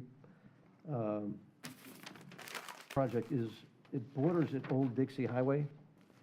And I'm wondering if staff can take a look at it and take that line from Old Dixie Highway and put it out toward the Gulf further. Because currently, we've got a big project up at Sea Pines for stormwater. Right now, the line stops at Hammock Creek is on Old Dixie. There's opportunity and to actually have more water drain out along that whole way instead of going down, all the way down to Gulf Drive where we've got property we're going to be draining out. So if that line was moved over to the side, I wonder if we couldn't look at what's possible for out there to get the drainage to continue and not stop at the wall of Old Dixie. Well, I would I would ask if that affects the agreement, and does it have to be modified, so. So And what I'd does like that do? staff to go take a look at moving that boundary if we could, and I don't expect that done today. Bradford, you could do it right there, just press the button down on your mic, yeah. No, you got to hold it while you're speaking. Hold it, okay. Good morning, Commissioners. Bramford Adumwa, Interim Assistant County Administrator. Yes, Commissioner Mariano, this is a project. This is a project led by SwiftMart, and there's an agreement in terms of the scope, so we can have that discussions with them and see if they can take that into consideration. But Make that a unlike topic. other projects, they are the ones leading this, and Okay. so. So with the note that you'll take a look at that, I'll move approval. Second? All in favor? Aye. Aye. Keep that map up for a second. I see Tower Drive over there. That's another reason not to have Tower Road. So don't say Tower Road anymore, folks. We're going to say rangeland, because we couldn't have a tower anyway. You can't, Tower Drive, right there. What's the name of the Tower Road? Tower Road goes, it's the old railroad track Yeah, I know what by it the is. Stockton Ranch, rangeland. It's just going to Rangeland. be a continuation of Okay. rangeland. Thank you. Okay. Yes. I think so, yeah. I think she did.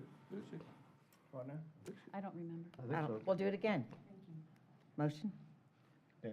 Move approval. It's just the call of the vote that. the Okay, clerk all in has favor? questions. Aye. Opposed? I thought we did, but maybe we didn't. Okay, C-68 is withdrawn, C-25 is C-25 is withdrawn. We have the time certain. Okay, and now we have a time certain. We almost got there.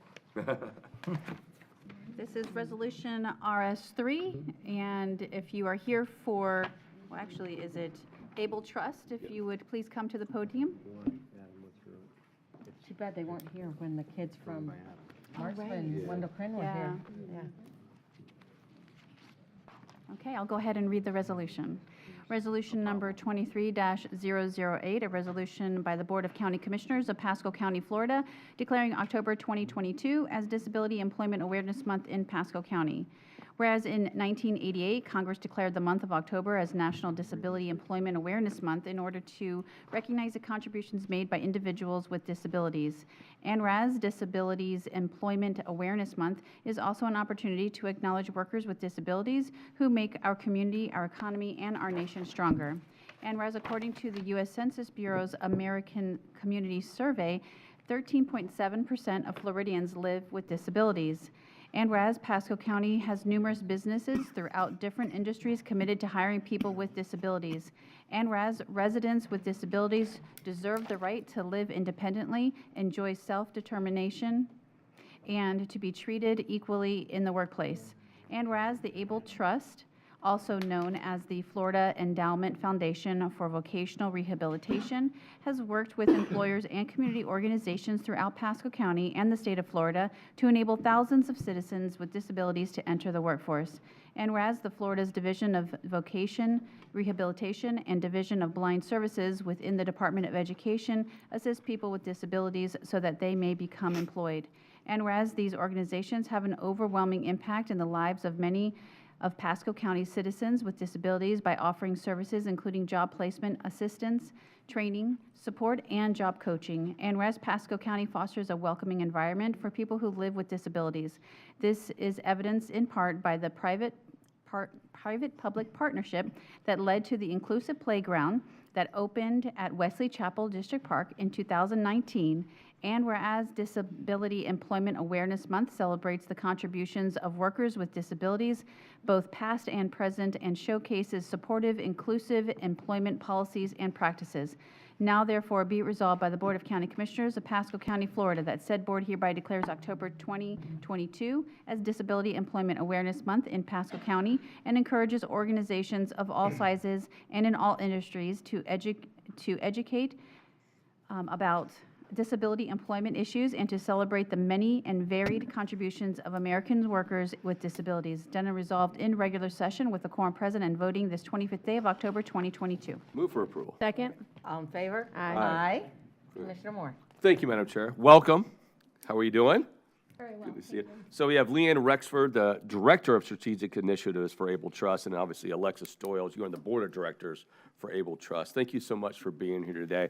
It wasn't long ago that myself and Commissioner Mariano was there too. We went to the luncheon to talk about all the great things, the initiatives that Able Trust is doing, not only in Pasco County, but obviously across the state of Florida too. So we thought this was a perfect timing, you know, what month it is, what we're celebrating, for you to come in and talk more and explain to the audience members, but also those at home that are watching, everything that you guys do at Able Trust to help our citizens with disabilities to get out there and get employed. And we could talk a little bit about what you do at Saddlebrook too, as well as Lexus. How much time do we have? A couple minutes. I'll keep it brief. I'll keep it very brief. So the Able Trust is the state's endowment for disability employment, which means that we provide resources for providers who then in turn get Floridians with disabilities into the workforce. So we are a connector between the vocational rehabilitation, blind services, and the end users, being the Floridians that need those services, but don't necessarily know how to access them, and then how to access the providers that can get them to the jobs and the training that they need. But also, most importantly, we're supporting those providers. We're supporting those not-for-profits and for-profits that work so diligently every year and every day to work with this hidden talent pool that is misunderstood most of the time. So getting them into the job is one thing, retaining them is another. Sure. And we're here to support them through the whole process with education and data and research. Great, thank you. Alexis, why don't you tell us a little bit about how you at Saddlebrook in the past have used the program and some of the successes that you've had? Yes, thank you. Saddlebrook Resort is an employer in Pasco County, and we've had a long-standing commitment to employing employees with disabilities and different backgrounds, and using their skill set to help encourage our front of the house and back of the house guests that we have to be able to have a great stay at Saddlebrook, to be able to have genuine hospitality. And hospitality is a great driving force for our economy in Pasco County, and we definitely see the benefit for employing those with all abilities and all ranges, anything from frontline as a server's assistant, server, back of the house stewarding, all the way up to top positions such as chief financial officer and president. So we've had everything in between, making those accommodations for our employees that have different abilities and backgrounds. Some are in wheelchairs, some have different abilities throughout the spectrum of autism and Asperger's and other areas. So just making those accommodations and showing that it's a great a great business decision, and it's the right thing to do for your business, and a great direction and commitment for Pasco County. Great. And you, like you mentioned, you know, there's such a talent pool of people out there with, you know, of all abilities that we need to obviously continue to focus on. And yourself at Saddlebrook and all the things you're doing at Able Trust, but there's so many more employers that are participating in this, probably more than ever now, right? Yes. Good. I don't, Matt, yeah, they're okay. Anybody else? Yeah, well, sorry, I had to take care of business, but I would love for Pasco County to be working with you guys, so.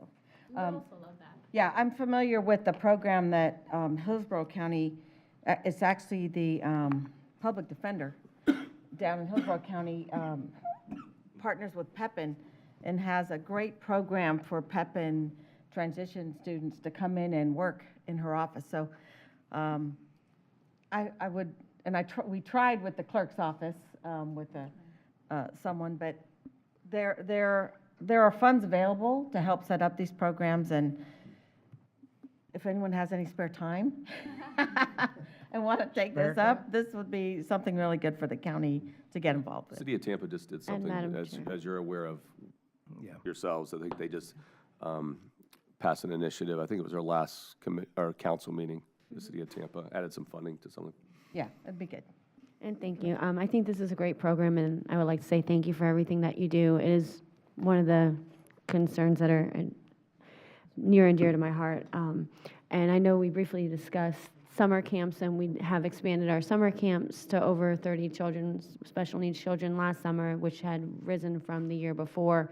And I think this, Madam Chair, I think it'd be really important that we implement something or a program like this over the summer for the kids that are transitioning from high school, so they can learn how to work in a workplace out of high school, and then also for any disabled member in our community that would like to come out and get on-the-job training skills, and then if it wanted to last over the summer, then they could have a long-term permanent placement.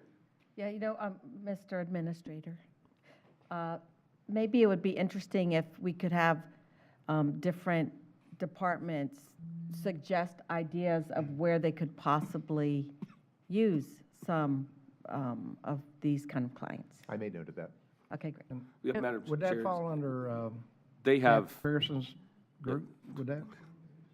they have, just to make it easy, so we can move on, is that they can explain the program and how it works. Yeah. They have their way of doing things. Yeah. They're the professionals. They're the ones that go into the companies and implement this versus us trying to figure it out ourselves. They're the ones that's why they're there. Yeah. They will tell you what you can do to implement this. But it'd be great for Pasco County to offer this to our citizens as well, for our disabled or even our seniors. Thank you. Couldn't agree more. What I can do is leave some information with, We'll hook you up. with Andrew. We'll make the connection. We'll get the right Andy's person. right behind you. Yep. I think Commissioner Mariano's been patiently waiting still. Oh, I'm sorry. Didn't see your hand. He was with me the day of the luncheon, so he's aware of what's going on here. Right, and Alexis, thank you very much for bringing me out to this very important meeting with Able Trust, who did a great presentation, and I think we're all very excited about trying to help our citizens better, especially those that could use that lift up. We talked as well about even trying to work with our federal, as well as the postmasters. There may be some opportunities there, but wherever it is we can help, I think you'll see we've got full support here, so thank you very much. And I wasn't able to be at the lunch, but one of my friends used to be chair of your organization. Right now, I cannot remember his name. He was the head of Career Source for the state of Florida for a while.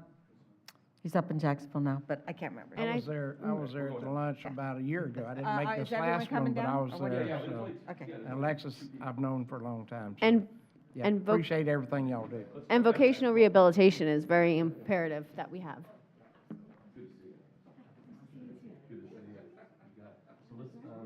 You guys stay in the middle here with me? Yeah, I love what you guys do. I think you're good. Well, actually, let's do that. We'll do that. I have extras for you, too. We'll do this. We'll grab this together. Alexis, put it Dwayne there. Ingram. We'll push You it guys out. know Dwayne Ingram? There you go. All right, everybody ready here? 1, 2, 3. Great, thanks.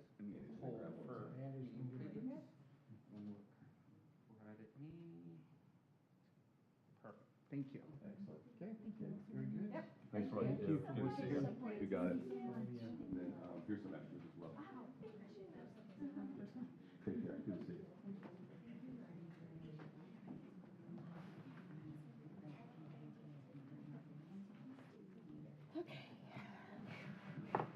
Okay, now I'm like, where am I? On the R75. Rs, right?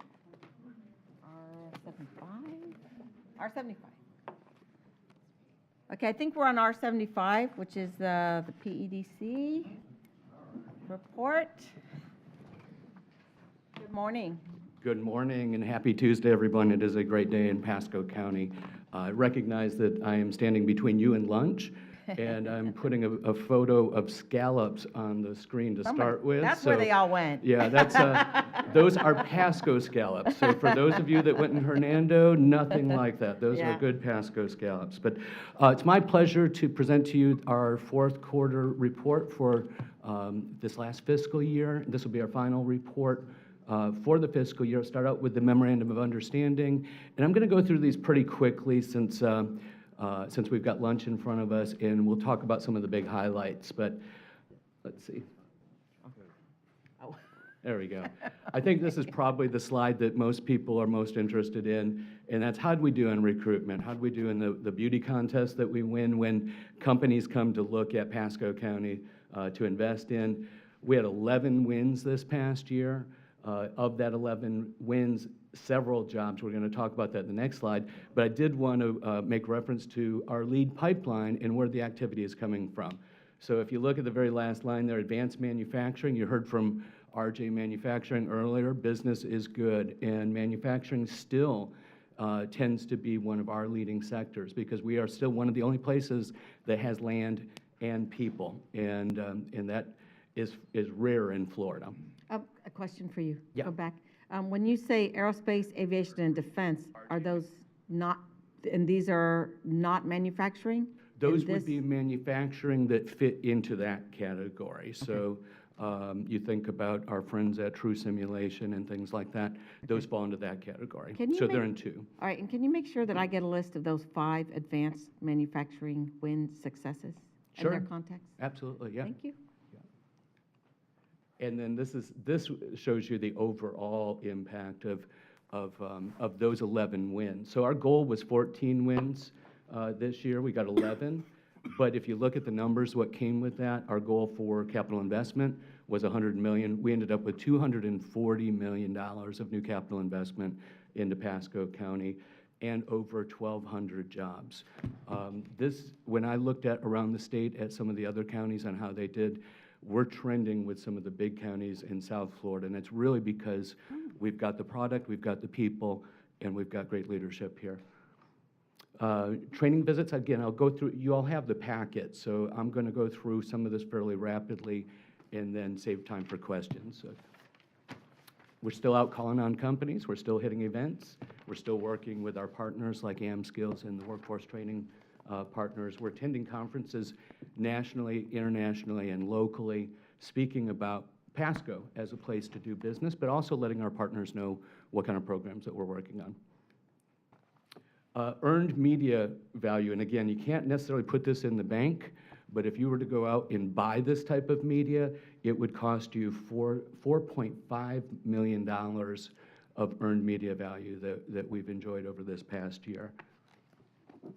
And the web, I ask this question of my staff every single presentation, shows 96% of the users on the web are new to our website. And I said, how can that be? Did they not come back? And it turns out they get the information they need, and then they're working with our staff from that point on. So each time you see this, they are genuine, new, unique users coming in. And pretty good size reach, 408,000 impressions. And that's how people view our county, is by those impressions. And then on our overall complexion of what does our organization look like right now, we have 91 total private sector investors, and our goal this last year was 550,500 for private sector investment. For dues, we were over 600,000, and with events, over 715,000 that came from the private sector. So each time that we use tax dollars, that leverages that private sector investment, and that's money that the county didn't have to spend, but it also shows that our business community is still behind us. We have 44 members on the board right now, and a new member, Columnar Holdings, they're working on a project up at 52 and 75. I think most of you have talked to them. Is that 44 up or down, or, because I don't know how to, I don't know That's how many. up. Okay. That's I don't know how to yeah. say if that's. It is a big board, but they're very nice people, so they're very easy to manage. And also, while I've got that slide up, we did a return on investment for our public dollars. Right now, we're at 146 to 1.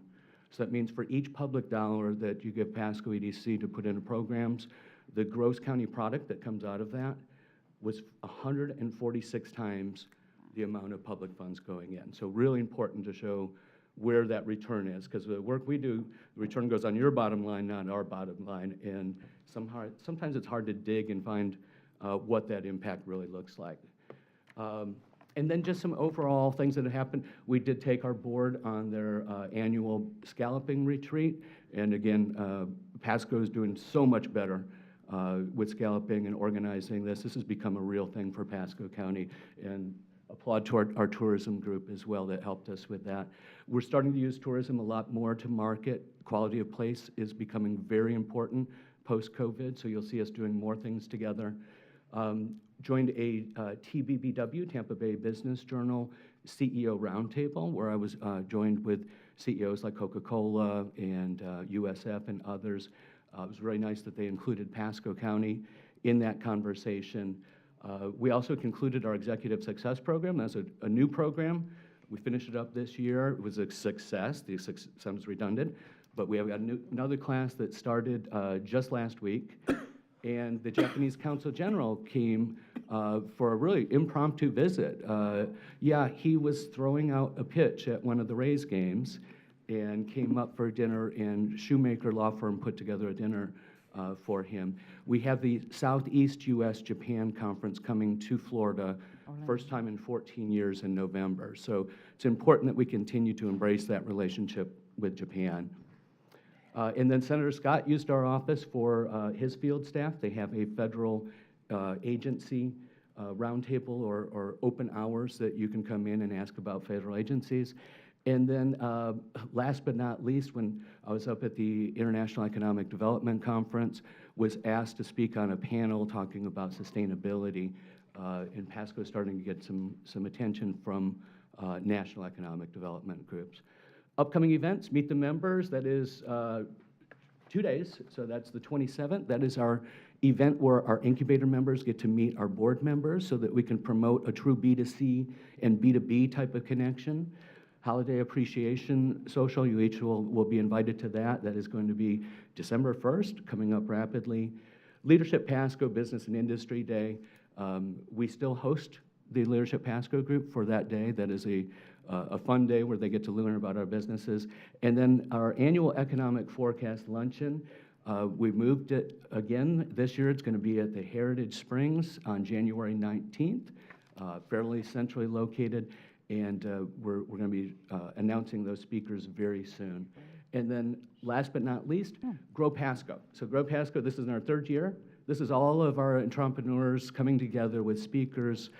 There's quite a buzz there, and it's a weekend event. They come out on Saturdays, and if you've got time to come out and join them, there's quite a buzz there with the group. So that's it for the MOU. If you want me to stop, or I can just jump into the Penny for Pasco, and we can, sounds, okay. You're good. You have Okay. 5 minutes. Scott Kaysen is not the Penny for Pasco. There we go. Well, that's funny. I said to Okay. Big pictures. While it's loading, I just want to commend the Eagle Scouts here. I'm an Eagle Scout as well, too, and I was thinking of great projects. And as we had someone with disabilities in here earlier, what a great idea if somebody could put a handicapped accessible podium here in each of the centers. Yeah. Yeah, because poor guy, I couldn't even see him. Yeah. Well. Or we can get a podium that goes up and down. You're still having problems? Okay, while he's bringing it up, you remember on the Penny for Pasco, I actually have a executive summary sheet that at the beginning, you should have the first slide there. So Ready Sites, still continuing to get great looks on Ready Sites. This has become one of the programs that now has gotten the attention of the surrounding counties because they don't have land. A lot of those are now coming to you with projects attached to them, so it worked. We needed the product.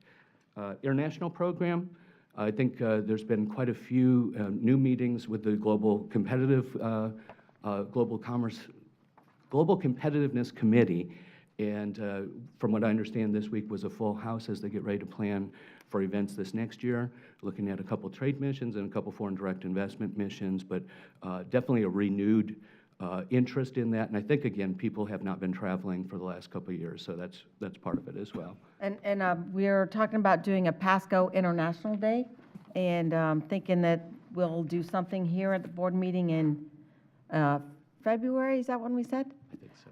And then we'll have an event the following Wednesday night with all our international partners in the county. So we just want to celebrate all those international. And that'll be business and culture as Yes, well. yeah. Okay, there we go. International program. We also work with the commercial service on a Gold Key program. One of our companies here, Florida Avenue Brewing, went on a trade mission with Enterprise Florida to Panama, and they were scholarship to participate in that. We hope they get some sales. And then Morgana's Alchemy in Newport Richey won our International Achievement Award this past year and is all over the world, literally. I love it. Enhanced marketing, again, getting the message out on the sites, the Workforce Connect, Smart Start, each of these penny programs come out of that, and Workforce Connect is still getting a lot of attention, working together with AmSkills and our other training partners. And the Executive Success Program I just mentioned. And then lastly, Smart Start. We just had 10 small businesses that were awarded grants through Santander, one of our newest investors here. We are in the middle of a move on our West Pasco Enterprise Center, which is going to be co-located with AmSkills. So we'll start to see a lot more of that interface with makerspace, hackerspace, startups, and so on. We're also talking to Tunnel for Towers right now, too, about helping them with those people that are going to live in the village for entrepreneurial type programs. So this is still one of our best programs, and that's our Smart Start program. And I think going forward this next year, you're going to see us really doubling down on emphasis on startups and emphasis on the talent pipeline. We still have to come up with 14,000 jobs for our friends at Moffitt. Some of them haven't been born yet. So that is going to be a big focus, not just for us, but all of our partners here. You don't mean 14,000 jobs, you mean 14,000 employees. Yes. Yes. Yes, and that's just for the Moffitt piece Yeah, of it. That's not that's for all the the challenge companies for us. coming around. Then they have to have a place to live. Yeah, so I will Another stop challenge. there. I know we're getting towards the end for lunch, but again, thank you all. Shout out to Commissioner Moore. I know this is our last meeting to present to you. I don't see any produce or any vegetables to throw at me, so I'm happy. But I know you're coming to our board meeting tomorrow, too. So. Yes, thank you, I've enjoyed it. And Bill, a little shout out to our Santander folks. They gave AmSkills a $100,000 grant Yes. for, I think, boot camps, or I can't remember what it's for, but yeah, they're being a good community partner, so. Yeah, I think the investment they've made in this community, and they've shown where their heart is, helping small businesses, helping minorities, and helping those get a leg up, isn't just them going through the motions because they're in this community. They genuinely care, and they actually made those investments before they're even fully staffed. So, I mean, that says a lot about how they're treating our community. Yeah, we're lucky to have them. Madam Chair? Yes? Just a quick statement. Bill, I love the list here with the Ready Sites program, and I think you know that Tom Ryan, David Engel are working with a group up in Hudson on Hicks Road. Yes. If you would keep an eye on those guys, kind of coach them along as far as their next step, but we get some, I think, big things brewing up there to add another one in this pie. Yeah, So- yeah, there are some big projects moving around right now, so I'm pretty excited about that. Thank you. Okay, thanks. Okay, thank you Thank you very so much. much. What time is it? Okay, it is lunchtime, so we'll continue with the Rs after we do the Ps this afternoon.